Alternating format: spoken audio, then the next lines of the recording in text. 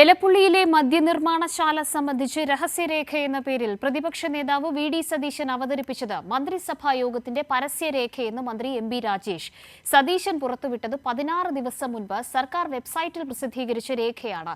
കേരളത്തിന് പുറത്തുള്ള സ്പിരിറ്റ് നിർമ്മാണ കമ്പനികളുമായി രമേശ് ചെന്നിത്തല ചർച്ച നടത്തിയിട്ടുണ്ടോ എന്ന് വ്യക്തമാക്കണമെന്നും മന്ത്രി പറഞ്ഞു. ഇന്നലെ പ്രഖ്യാപിച്ച് ഇന്ന് പുറത്തുവിട്ട രേഖ 16-ാം തീയതി ഈ ഉത്തരവ് ഇറങ്ങിയപ്പോൾ വെബ്സൈറ്റിൽ അപ്ലോഡ് ചെയ്ത് കഴിഞ്ഞ എത്രയെന്ന് 29 13 ദിവസമായിട്ട് വെബ്സൈറ്റിൽ കിടക്കുന്നൊരു കാര്യമാണ്. ഇതാണ് രഹസ്യരേഖ എന്ന് പറഞ്ഞ് പ്രതിപക്ഷ നേതാവ് അവതരിപ്പിച്ചത്. കർണാടകയിലെ കോൺഗ്രസ് മന്ത്രി, Congress MLC, youth Congress vice president ഇവരുടെയൊക്കെ സ്പിരിറ്റ് നിർമ്മാണശാലയിൽ നിന്ന് കേരളത്തിലേക്ക് സ്പിരിറ്റ് വരികയാണ്. 4200 കോടിയുടെ വലിയ നഷ്ടമാണ് കേരളത്തിന് അതിലൂടെ ഉണ്ടാവുന്നത്. ഈ 4200 കോടി കേരളത്തിന് ലാഭിക്കാൻ കഴിയുന്ന, അല്ലെങ്കിൽ അത്രയും വലിയ ബിസിനസ് കേരളത്തിൽ നിർത്താൻ കഴിയുന്ന, അതിൻ്റെ GST കേരളത്തിന് ആർജിക്കാൻ കഴിയുന്ന ഒരു നടപടി സ്വീകരിക്കുമ്പോൾ പ്രതിപക്ഷം എതിർക്കുന്നതിൻ്റെ പിന്നിൽ ദുരൂഹതയില്ലേ? ആർക്ക് വേണ്ടിയാണ് എതിർക്കുന്നത്? മുൻ പ്രതിപക്ഷ നേതാവ് കേരളത്തിന് പുറത്തുള്ള സ്പിരിറ്റ് നിർമ്മാണ കമ്പനി പ്രതിനിധികളുമായിട്ട് കൂടിക്കാഴ്ച നടത്തിയിട്ടുണ്ടോ? അദ്ദേഹം മറുപടി പറയട്ടെ. ഉണ്ടോ ഇല്ലയോ? ഷീജ കൂടുതൽ വിവരങ്ങളുമായി തിരുവനന്തപുരത്ത് നിന്ന് ഇപ്പോൾ ചേരുന്നുണ്ട്. ഷീജ, പണ്ടേ സർക്കാർ പുറത്തുവിട്ട രേഖ അത് ഒരിക്കൽ കൂടി പുനരാവിഷ്കരിച്ചുകൊണ്ട്, പുനരവതരിപ്പിച്ചുകൊണ്ട് എന്തോ പുതിയ കാര്യം ചെയ്തു, അതൊരു രഹസ്യരേഖ എന്ന സ്വഭാവത്തിലേക്ക് തെറ്റിദ്ധാരണാജനകമായ പ്രസ്താവനകൾ പതിവ് പോലെ നടത്തിക്കൊണ്ടാണ് മറ്റൊരു സംരംഭത്തെ കൂടി ഇല്ലാതാക്കാനുള്ള ബോധപൂർവമായ നീക്കങ്ങൾ അത് പ്രതിപക്ഷത്തിന്റെ ഭാഗത്തു നിന്നുണ്ടാകുന്നത്. അതിനെതിരെ കണക്കുകൾ നിരത്തിക്കൊണ്ട് രേഖകൾ അടക്കം അവതരിപ്പിച്ചുകൊണ്ടാണ് മന്ത്രി എം.ബി. രാജേഷ് ഇന്ന് ഓരോ ചോദ്യങ്ങൾക്കും ഉത്തരം നൽകിയത്. കൂടുതൽ കാര്യങ്ങൾ എന്തൊക്കെ അദ്ദേഹം പറഞ്ഞു?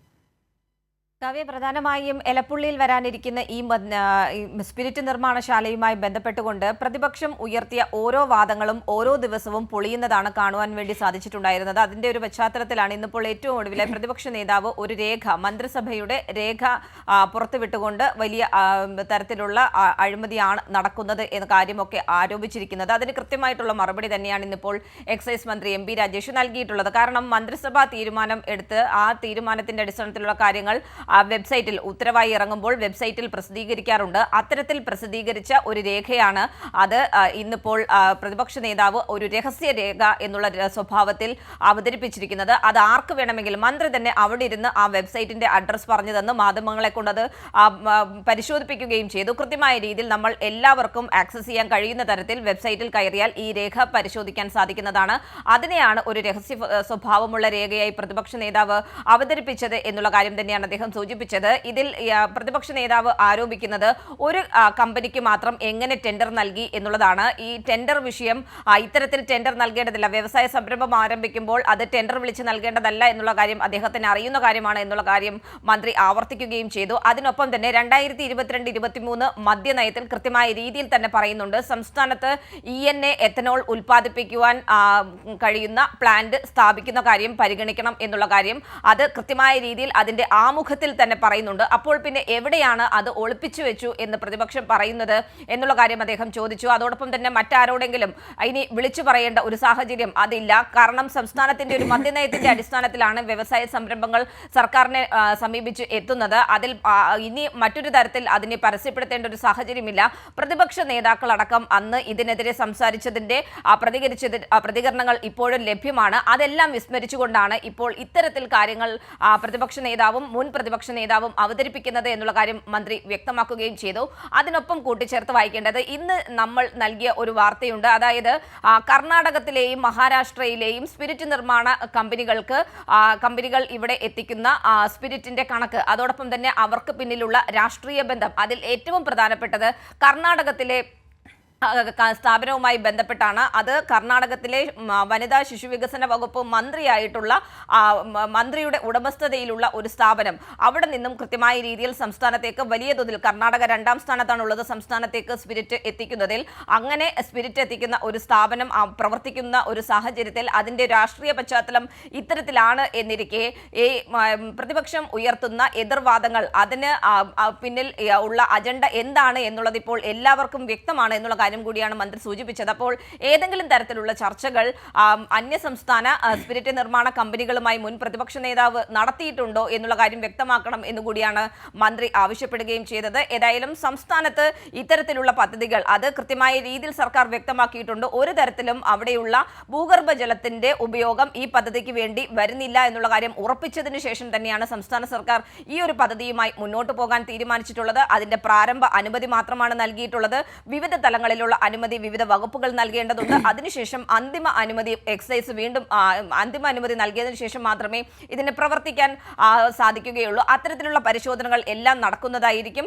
അതിനുശേഷം മാത്രമേ അന്തിമ അനുമതി നൽകൂ. നിലവിൽ അനുമതി നൽകിയതുമായി ബന്ധപ്പെട്ട് 10 ഘട്ടത്തിലൂടെയുള്ള പരിശോധനകൾ പൂർത്തിയാക്കിയാണ് സർക്കാർ പ്രാരംഭ അനുമതി നൽകിയിട്ടുള്ളത്. പക്ഷേ സർക്കാർ വീണ്ടും ആവർത്തിക്കുന്നു, അതായത് ഒരു തരത്തിലുള്ള ഭൂഗർഭ ജല ചൂഷണവും ഉണ്ടാകില്ല എന്നുള്ളത് ഉറപ്പിച്ചുകൊണ്ട് തന്നെയാണ് സർക്കാർ ഈ പദ്ധതിയുമായി മുന്നോട്ട് പോകുന്നത് എന്ന കാര്യം കൂടിയാണ് മന്ത്രി ഇന്നിപ്പോൾ അടിവരയിട്ട് വ്യക്തമാക്കിയത്. കാവ്യ, ഷീജ, ഇതിൽ കൃത്യമായി ജനങ്ങളുടെ ആശങ്ക അല്ലെങ്കിൽ സ്വാഭാവികമായി ഉണ്ടാകുന്ന ആശങ്ക എന്ന നിലയിൽ അവതരിപ്പിക്കപ്പെടുന്ന പല കാര്യങ്ങളും, അതിൽ ഏറ്റവും പ്രധാനം ഈ ജലത്തിന്റെ ലഭ്യത അല്ലെങ്കിൽ ഉപയോഗം സംബന്ധിച്ച കാര്യമാണ്. അതിലിപ്പോൾ ഷീജ പറഞ്ഞ് നിർത്തിയെടുത്ത് തന്നെയാണ് മന്ത്രി സൂചിപ്പിക്കുന്ന ഏറ്റവും വലിയ കാര്യം. കഴിഞ്ഞ പത്രസമ്മേളനത്തിലും അദ്ദേഹം ഏറ്റവും പ്രധാനമായി സൂചിപ്പിച്ച കാര്യവും ഒരു തുള്ളി ഭൂഗർഭ ജലത്തിന്റെ പോലും ആവശ്യം വരില്ല എന്ന നിലയിൽ തന്നെയാണ്. അങ്ങനെ ഒരു ജലചൂഷണത്തിന്റെ സാധ്യതകളൊന്നുമില്ല, അല്ലെങ്കിൽ അവിടുത്തെ സാധാരണക്കാരായിട്ടുള്ള നാട്ടുകാരുടെ ആശങ്കകൾ അത് പൂർണ്ണമായും പരിഹരിച്ചുകൊണ്ടായിരിക്കും, നേരിട്ട് കാര്യങ്ങൾ ബോധ്യപ്പെടുത്തിക്കൊണ്ടായിരിക്കും ഈ വിധം പദ്ധതിയുമായി മുന്നോട്ട് കൊണ്ടുപോകുക എന്ന നിലയിൽ തന്നെയാണ് അദ്ദേഹം ഇന്നും അദ്ദേഹത്തിന്റെ വാക്കുകൾ സൂചിപ്പിച്ചത്. പക്ഷേ ഇവിടെ ബോധപൂർവമായി ഇത്തരത്തിലുള്ള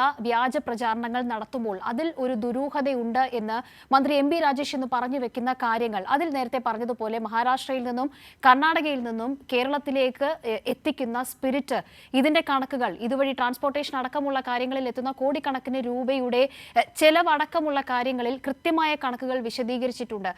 മറ്റ് ഈ വിഷയവുമായി ബന്ധപ്പെട്ട് ജലത്തിന്റെ ഉപയോഗവുമായി ബന്ധപ്പെട്ട അടക്കം എനിക്ക് തോന്നുന്നു ഈ ചിറ്റൂർ അടക്കമുള്ള മേഖലകളിലേക്ക് 17-ാം തീയതിയാണ് അദ്ദേഹം നേരിട്ടെത്തി ഈ കാര്യങ്ങൾ, ജലസംഭരണം അടക്കമുള്ള കാര്യങ്ങൾ സംബന്ധിച്ചിട്ടുള്ള വിശദ വിവരങ്ങൾ നൽകാം, നേരിട്ട് എത്തണം എന്ന നിലയിൽ മാധ്യമപ്രവർത്തകരോടും പ്രതിപക്ഷ നേതാവിനടക്കം നേരത്തെ കൂട്ടി തന്നെ ക്ഷണിച്ചിട്ടുണ്ട് എന്ന നിലയിലും അദ്ദേഹം സംസാരിക്കുകയുണ്ടായി. ആ വിഷയങ്ങൾ സംബന്ധിച്ച് എം ബി രാജേഷ് നൽകിയ വ്യക്തത എന്തൊക്കെയാണ്? കാവ്യ, ഇതിൽ നിലനിൽക്കുന്നത്, അതായത് ജനങ്ങളെ ആശങ്കപ്പെടുത്താൻ വേണ്ടി പ്രതിപക്ഷം നടത്തുന്ന പ്രചരണം, അതിൽ അവർ ഉപയോഗിക്കുന്നത് 3 കാര്യങ്ങളാണ്. ഒന്ന്, അവിടെ ഈ പറയുന്നത് പോലെ ജലത്തിന്റെ ചൂഷണം, അത് ഭൂഗർഭ ജലത്തിന്റെ ഉപയോഗം ഇതിനില്ല എന്നുള്ള കാര്യം സർക്കാർ ആവർത്തിച്ച് വ്യക്തമാക്കി കഴിഞ്ഞിട്ടുണ്ട്. മറ്റൊന്ന്, പരിസ്ഥിതി മലിനീകരണമാണ്. ഒരു തരത്തിലും അവിടെ മാലിന്യങ്ങൾ പുറന്തള്ളുന്ന ഒരു സാഹചര്യം ഈ പ്ലാന്റിന്റെ ഭാഗത്ത് നിന്നും ഉണ്ടാകില്ല. സീറോ വേസ്റ്റ് പദ്ധതിയാണ് അവിടെ അവർ ആസൂത്രണം ചെയ്യുന്നത് എന്നുള്ളത് അവർ നൽകിയിട്ടുള്ള അവരുടെ കരാറിൽ പറയുന്നുണ്ട്. അതുകൊണ്ട് അത് സംബന്ധിച്ചും ഒരു തരത്തിലുള്ള ആശങ്കയും ജനങ്ങൾക്ക് വേണ്ട എന്നുള്ളത് മന്ത്രി ആവർത്തിച്ച് വ്യക്തമാക്കുന്നു. അതിനൊപ്പം തന്നെ മറ്റൊന്ന് ഡാമിലെ വെള്ളവുമായി ബന്ധപ്പെട്ടുള്ള കാര്യമാണ്. ഈ ഡാമിലെ വെള്ളവുമായി ബന്ധപ്പെട്ട് അദ്ദേഹം കണക്കുകൾ സഹിതമാണ് കാര്യങ്ങൾ വിശദീകരിച്ചത്. ഏകദേശം 81.5 ദശലക്ഷം വെള്ളമാണ് അവിടെ ആവശ്യമുള്ളത്. അതിൽ തന്നെ ഈ സംഭരിച്ചതിന്റെ 13.16% വെള്ളം മാത്രമാണ് കുടിവെള്ളമായി പ്രതിവർഷം അവിടെ ഉപയോഗിക്കേണ്ടി വരുന്നത്. ഇതിൽ ഏറ്റവും നിർണായകമായ മറ്റൊരു കാര്യം, 2015 ഉമ്മൻചാണ്ടി മുഖ്യമന്ത്രിയായിരുന്ന സമയത്താണ് ഇത്തരത്തിൽ അവിടെ നിന്നും കിൻഫ്രയ്ക്ക് 10 ദശലക്ഷം ലിറ്റർ വെള്ളം നൽകുവാൻ വേണ്ടി തീരുമാനിച്ചിരിക്കുന്നത്. അതിന്റെ കേവലം 0.5% മാത്രമാണ് ഈ പ്ലാന്റിന് വേണ്ടി വരുന്നത്. കാരണം പ്ലാന്റ് തന്നെ വ്യക്തമാക്കിയിട്ടുണ്ട് അവർ മഴവെള്ള സംഭരണിയിലൂടെ അവിടെ ആവശ്യമായിട്ടുള്ള വെള്ളം സംഭരിക്കും എന്നുള്ള കാര്യം. അപ്പോൾ ഒരു തരത്തിലും ജലചൂഷണം അവിടെ ഉണ്ടാകില്ല എന്നുള്ളത് അതിൽ നിന്നും വ്യക്തമാകുന്നു. അതിനൊപ്പം തന്നെ ഡാമിലെ വെള്ളം കൂടുതലായി ഉപയോഗിക്കേണ്ട ഒരു സാഹചര്യം വരുന്നില്ല. കാരണം കിൻഫ്രയ്ക്ക് നിലവിൽ നൽകിക്കൊണ്ടിരിക്കുന്ന വെള്ളത്തിൽ നിന്നും 0.5 ദശലക്ഷം ലിറ്റർ വെള്ളം മാത്രമാണ് ഈ പ്ലാന്റിന് വേണ്ടി വരുന്നത്. അതിനപ്പുറത്തേക്ക് അവിടെ മലിനീകരണം ഉണ്ടാകില്ല എന്നുള്ള കാര്യവും അടിവരയിട്ട് വ്യക്തമാക്കുന്നു. ഇത് ഒരു ഭാഗത്ത് ആ രീതിയിൽ നിലനിൽക്കുന്നു. അതിനൊപ്പം തന്നെയാണ് അദ്ദേഹം എടുത്തു പറഞ്ഞത്, ഈ പ്ലാന്റുമായി ബന്ധപ്പെട്ടുകൊണ്ട് നിങ്ങൾക്ക് എന്തെങ്കിലും തരത്തിൽ ഈ ജലസംഭരണി, മഴവെള്ള സംഭരണിയുമായി ബന്ധപ്പെട്ടുകൊണ്ട് എന്തെങ്കിലും പ്രശ്നങ്ങൾ അല്ലെങ്കിൽ ആശങ്കകൾ ഇനിയും നിലനിൽക്കുന്നുണ്ടെങ്കിൽ മാധ്യമപ്രവർത്തകരെ ഞാൻ ക്ഷണിക്കുകയാണ്. ഫെബ്രുവരി 17-ാം തീയതി അവിടെ പ്രവർത്തിക്കുന്ന കിൻഫ്ര പാർക്കുണ്ട്. കിൻഫ്ര പാർക്കിലും അതോടൊപ്പം തന്നെയാണ് അഹല്യയുടെ ക്യാമ്പസ് പൂർണ്ണമായും അവിടെ 80% പ്രവർത്തിക്കുന്നത് മഴവെള്ള സംഭരണിയിലെ ജലം ഉപയോഗിച്ചുകൊണ്ടാണ്. അപ്പോൾ ഇവിടങ്ങളിൽ എത്തി കൃത്യമായ രീതിയിൽ ഇവിടുത്തെ ഒരു സാഹചര്യം പരിശോധിക്കാം. അതിനെ മാധ്യമപ്രവർത്തകരെ ക്ഷണിക്കുകയാണ് മന്ത്രി ചെയ്തത്. അതിനൊപ്പം തന്നെ പ്രതിപക്ഷ നേതാവിനും ഇതിൽ ക്ഷണമുണ്ട്.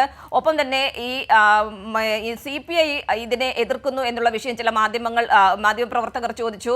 അതിൽ CPIക്കുള്ള എല്ലാ ആശയക്കുഴപ്പങ്ങളും കൃത്യമായ രീതിയിൽ തന്നെ കാര്യങ്ങൾ പറഞ്ഞാൽ അവർക്ക് ബോധ്യപ്പെടാവുന്നതേ ഉള്ളൂ.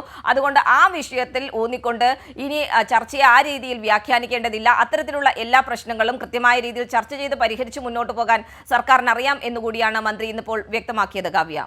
ശരി ഷീജ, എന്തായാലും അപവാദ പ്രചാരണങ്ങളുടെ പേരിൽ അല്ലെങ്കിൽ ആ പ്രചാരണങ്ങളിൽ കാലിടറി ഈ പദ്ധതി ഉപേക്ഷിച്ച് പിന്തിരിയുക എന്ന ഒരു ലക്ഷ്യം അതില്ല. പൂർണ്ണമായും പദ്ധതിയുമായി മുന്നോട്ടു പോകാൻ തന്നെയാണ് സർക്കാരിൻ്റെ തീരുമാനം. ഈ വിധത്തിൽ പ്രതിപക്ഷം ഒന്നൊന്നായി അഴിച്ചുവിടുന്ന വ്യാജ പ്രചാരണങ്ങളെ രേഖകൾ, തെളിവുകൾ കൃത്യമായി അവതരിപ്പിച്ചുകൊണ്ടാണ് സർക്കാർ ഇപ്പോൾ ഈ വിഷയത്തെ നേരിട്ടുകൊണ്ട് തന്നെ മുന്നോട്ട് പോകുന്നത്. അത്തരം കാര്യങ്ങളെല്ലാം വ്യക്തമാക്കുന്നതായിരുന്നു ഇന്നും മന്ത്രി MB രാജേഷ് മാധ്യമങ്ങളെ കണ്ട് വിശദീകരിച്ച കാര്യങ്ങൾ. സമഗ്ര വിവരങ്ങളാണ് തിരുവനന്തപുരത്ത് നിന്നും ഷീജ നൽകിയത്.